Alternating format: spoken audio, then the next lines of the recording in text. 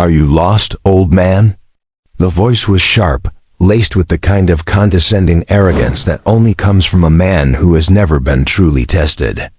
It cut through the low hum of the airfield, a discordant note in the symphony of power that surrounded them. Arthur Hayes didn't flinch.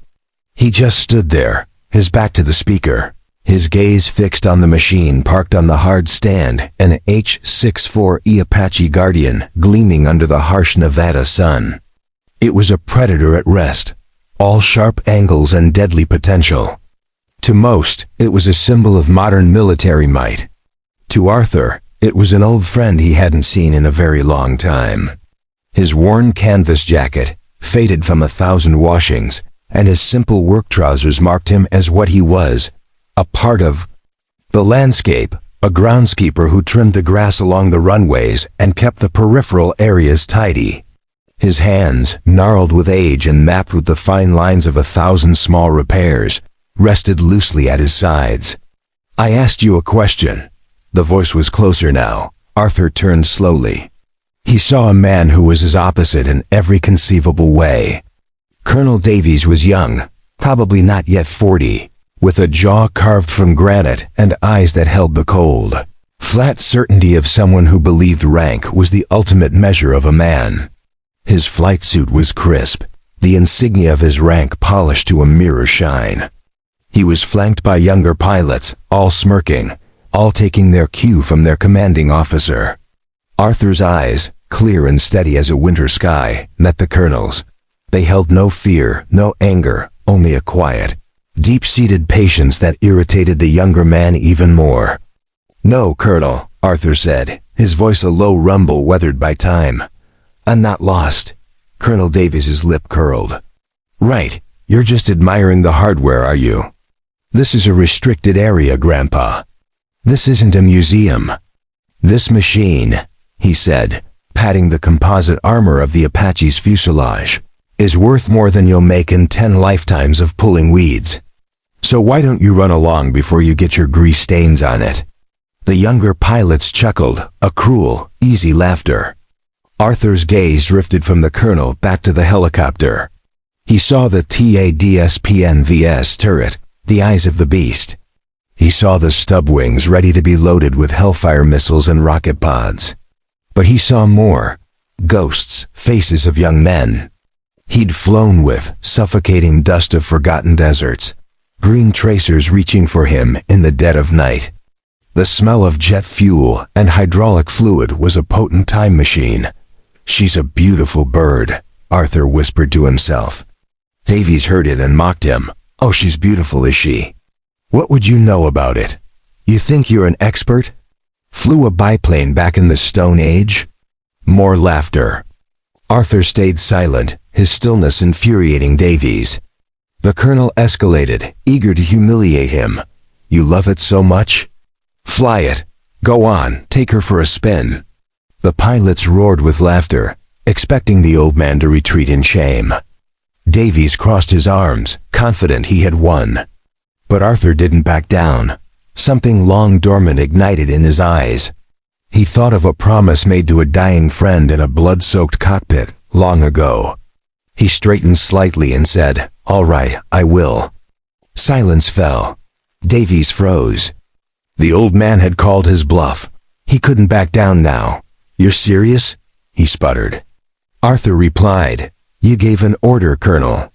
Trapped, Davies barked at the ground crew, "Sergeant, get this man a helmet and prep this bird for flight."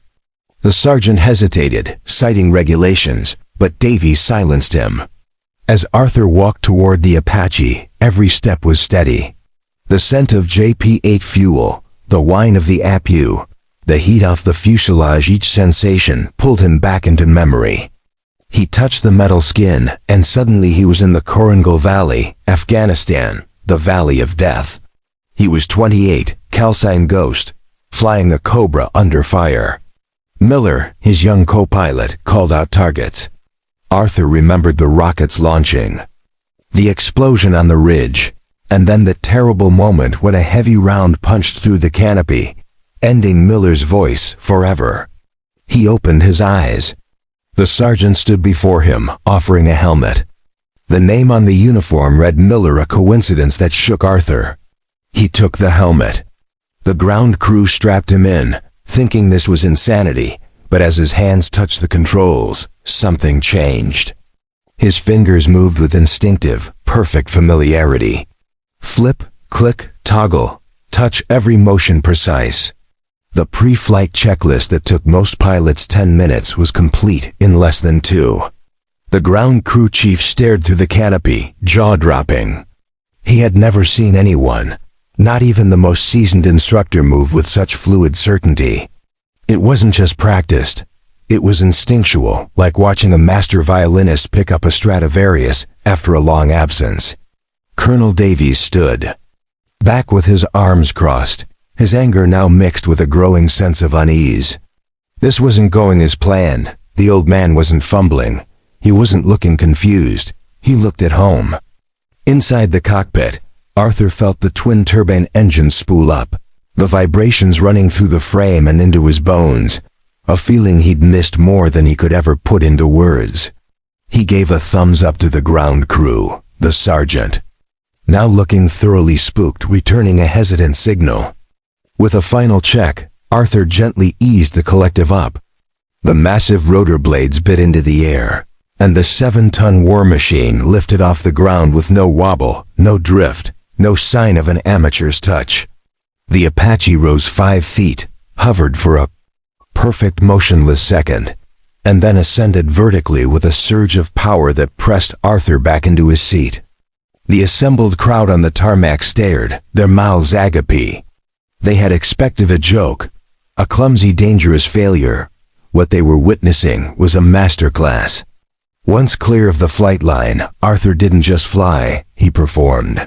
He put the Apache through maneuvers that were the stuff of airshow legends and combat pilot nightmares. He executed a perfect wing-over, a climbing banking turn that bled off speed at its apex before diving back down. He followed it with a hammerhead stall, pushing the helicopter into a vertical climb until it ran out of airspeed, hovering for a breathtaking moment before pivoting on its tail and screaming back toward the earth, pulling out at the last possible second. The pilots on the ground were speechless. These weren't just fancy tricks. They were combat maneuvers flown with aggression and precision bordering on supernatural. He made the Apache dance. He made it pirouette and bow, swoop and soar, a violent, beautiful ballet in the sky. "Who is that guy?" one of the young pilots whispered, his earlier mockery gone, replaced by pure awe. Colonel Davies was no longer smirking. His face was pale as chalk, knowing he himself could never fly like that. A young airman named Jenkins recognized the impossibility of what he was seeing and called the base commander. "Sir, you need to get down to the main flight line. Hangar 4, something incredible is happening with the new Apache." Just as Arthur made a low high-speed pass down the runway, a black staff car screeched to a halt. General Miller stepped out, furious after hearing a civilian was flying his most advanced helicopter. But when he heard the rotors and looked up, he froze. The signature moves, the impossibly smooth transitions, he had only ever seen one man fly like that. "It can't be," the general whispered. Arthur landed with flawless grace, the skids kissing the concrete like a falling leaf. After shutting down the engines, he climbed out slowly, looking old again as the adrenaline faded. General Miller strode straight past Colonel Davies and stopped before Arthur, snapping the sharpest salute. "Ghost," he said, voice cracking. "It's an honor, sir. It's been too long." Arthur smiled and returned the salute. The general then turned on the terrified Colonel Davies. "Do you have any idea who this is?" "Chief Warrant Officer 5, Arthur Ghost Hayes, the most decorated rotary wing pilot in this nation's history. The man who wrote half the Apache combat manual you studied. The maneuvers they told you were impossible, he invented them. Over 12,000 hours of flight time, 7,000 in combat. Missions still classified beyond your clearance. He saved an entire platoon of rangers in the Korangal Valley, flying a bird so shot up, it shouldn't have stayed in the air. I was his co-pilot that day. The silence was absolute as everyone stared at Arthur with reverence. Davies, crushed by shame, stepped forward, choking out an apology. Arthur rested a hand on his shoulder. The uniform doesn't make the soldier, son. And the medals don't make the hero.